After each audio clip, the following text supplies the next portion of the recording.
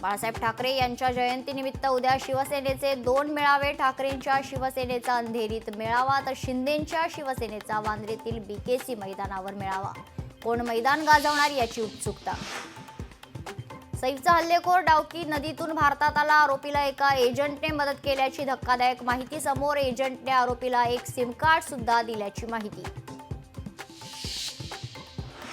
केंद्रीय गुप्तचर यंत्रणांचा राज्यातील नागरिकांना सतर्क राहण्याचा इशारा. सैफ अली खानवर बांगलादेशी आरोपीकडून हल्ला झाल्यानंतर सतर्क राहण्याच्या सूचना.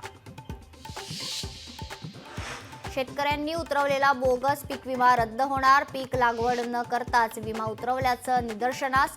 नाशिकच्या कृषी विभागाकडून कारवाईचे आदेश.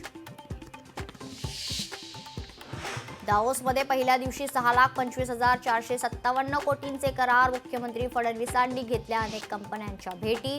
टाटा समूह 30,000 कोटींची गुंतवणूक करणार. राज ठाकरे 3 दिवस नाशिक दौऱ्यावर. आगामी निवडणुकीच्या पार्श्वभूमीवर दौरा. निवडणुकीसंदर्भात पदाधिकाऱ्यांना देणार सूचना.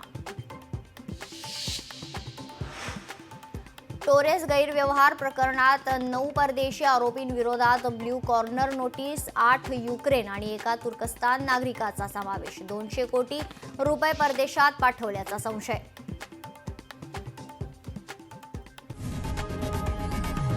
लोकशाही मराठी ऐका, पहा, जागरूक रहा.